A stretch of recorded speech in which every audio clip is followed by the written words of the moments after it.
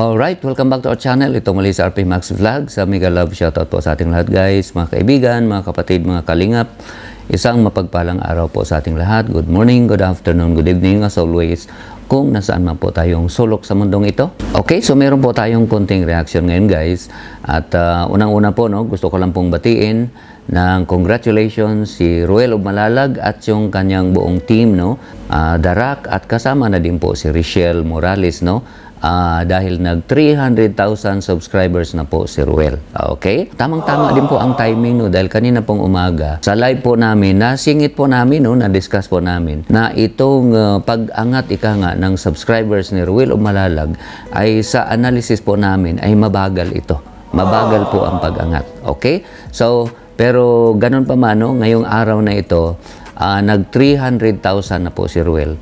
Ganun pa man, ang paniwala po namin o ang analysis po namin, hindi lang dapat 300,000 si Ruel, dapat 400,000 o kalahating milyon na po ito dahil sa lakas po talaga ng kanyang mga views at yung kanyang mga video upload at kahit naman yung kanyang mga live stream, ang dami po talagang nanonood. Okay?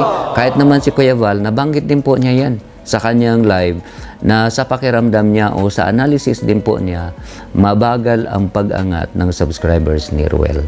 Okay? Kung ano po ang dahilan, yun po ang isang i-discuss natin. Ito po yun guys, pakinggan po natin. Actually, mga kalingap, ito sa pag-analyze ko, pag-analyze namin. Kasi lahat po ng live ni Ruel at saka yung mga upload nila, marami pong nanonood. Kaso nga lang po yung bilang ng subscribers ni Ruel, napakabagal talaga. Bumagal ang analysis ko diyan, partner.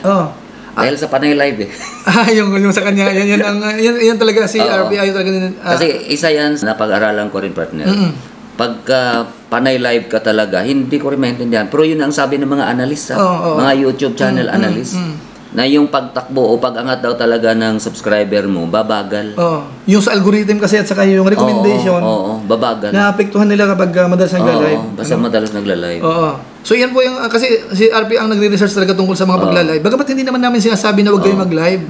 Pwede naman mag-live, pero kung sad-sad talaga yung views, it's time na mag-isip-isip din. Siguro, huwag ipilit. Siguro kung trending naman po tayo, di ba, yung sabi ko naman kahit noon pa, kapag trending naman ng isang channel, okay lang na mag-live kasi okay lang naman. Sa pagiging trending mo, nadadala mo naman yon. Basta marami talagang organic na sunod-sundan ka talaga. Okay lang yun. So ibig sabihin, kapag trending nakakaya. nadadala mo sa kahit live ka. Naapektuhan man siya, pero at least nakakaya mo. Lesser siya, lesser epekto. Nakakaya mo. Pero huwag nating kalimutan na kung sakasakaling hindi siya nagla-live, baka lalong trending siya lalabas. Sa recommendation, sa algorithm, mas lalong mabilis. Kamukha nila kong TV. Di ba? Hindi nagla-live yan Angry Sir yan. Hindi nagla-live yung mga yan. Si Iba na ba nagla-live na? Hindi rin, hindi rin. Hindi masyado sinasayang. Bihira lang. So yan. Ang gusto ko ipunto mga kalingap, dito kina Ruel sa akin na Rachel. Ay, particular kay Ruel po. Mabagal po yung dami ng subscribers niya. Pero yung views niya malaki. Anong ibig sabihin? Organic po yung mga nanonood. Yung bilang na yan, talagang organic sila, nanonood. Mapa-live man, mapa-upload, nanonood sila. Talaga sila. Pero yung mga bagong community, mabagal ang pagkuha ni Ruel sa ibang community. Kaya yung bilang ng subscribers niya, mabagal siya. Hindi umuusad. Hindi masyado. Umuusad naman, pero ibig sabihin, base sa mga views mabagal niya, dapat mas yan. Dapat nasa 300 na siya plus. Kasi ako hindi naman viral yung channel ko, pero ang 1,000 ko kapag maganda yung upload ko, 2 araw nakukuha ko yun. So ibig sabihin pwedeng 500 per day. Kapag wala akong masyadong magandang views, mga 3 araw yung 1,000, mga 3 araw. Ang mga views ko lang naman po kapag nag 30,000, 50,000 na trending na sa akin yun, para sa akin. Ay kay Ruel 100 plus So ibig sabihin ang dapat kung tutuusin ang follow ng subscribers niyan, dapat araw-araw hindi bababa ng 1,000 to 1,500. Minimum. Base sa kanyang base views. Sa views niya. Dapat mataas. Kasi ang views ko ang views ko lang swerte ko maka 50,000, mga 40, sa isang araw. 30,000 doon sa bagong upload ko. Pero nakakakuha ako ng 400 to 500 subscribers sa isang araw. Kung i-compare mo kay Ruel, times 3 siguro ang views niya. Dapat times 3 siya. Dapat times 3. At least 1.5. So ganun po lang. Pero at least po nakita natin organic ang nanonood kay Ruel. So yan. So yun po guys, ang mga kadahilanan sa tingin po namin kung bakit mabagal po ang pag-angat ng subscribers ni Ruel. Kahit nag 300,000 na po ito ngayon, ganun pa man sa aming analysis, hindi dapat 300 lang yan. Dapat 400 o di kaya 500 plus na po dapat si Ruel. Dahil sa lakas po talaga ng kanyang views, no, mapa-livestream man ito o mapa-video upload man ito, ang dami po ng nanonood. Marami na pong nakasubaybay sa kanila dahil nag-trending po talaga sila, nag-viral po sila dahil nga po doon, naumpisahan po doon sa love team. So, nagkaroon po sila ng maraming followers talaga na sumusubaybay sa kanila, bawat upload nila, bawat livestream nila, at lahat po ng mga upload din po ng mga kasama nila ay marami din po ang nanonood. Ika nga yung magnetic power ni Ruel ay na-distribute po niya. Ganon din po yung kanyang mga kasamahan, yung kanyang team, Darak, ang dami pong nanonood din ng mga video upload po nila. Gusto ko lang pong idagdag guys, na hindi naman po sa against kami talaga sa pagla-live. Dinidiscuss lang po namin yung cons, o yung disadvantages pag ang isang YouTuber ay panay live po talaga. Base nga po sa napag-aralan ko na naapektuhan po ang views at ang pag-angat po ng subscribers. Pero marami po kasi ang advantages naman kung ang isang YouTuber ay magla-live, kung irregular mo itong gawin, unang-una po dyan, yung connection mo po sa iyong mga channel members at sa iyong community. So, lagi po kayong may interaction. Isa po yan sa advantages kapag panay live po ang isang YouTuber.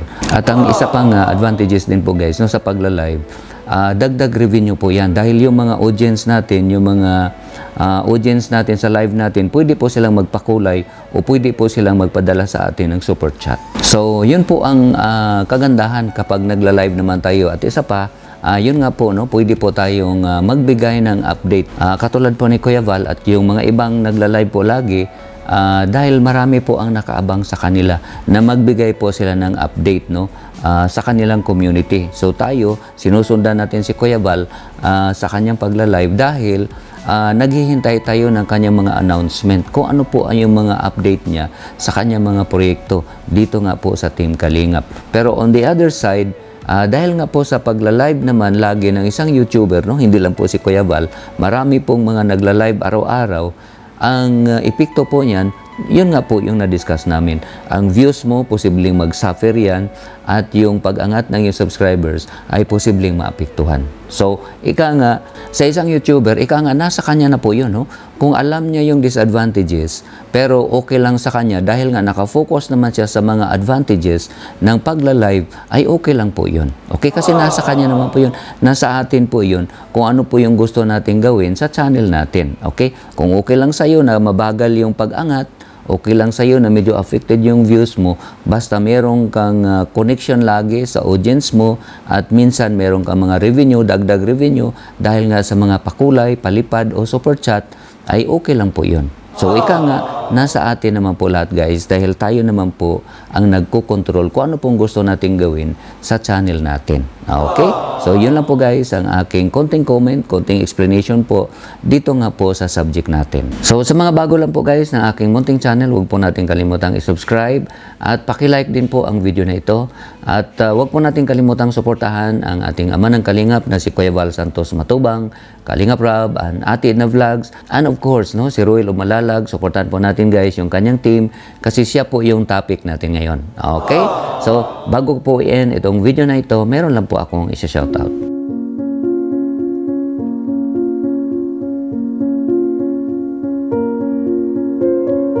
Muli, maraming salamat sa inyong lahat guys, sa inyong walang sawang pagsuporta, pagsubaybay at panonood po ng mga videos namin, pag-comments, pag-likes, pag-shares at lalong-lalo na po sa hindi pag-skip ng ads ay maraming salamat.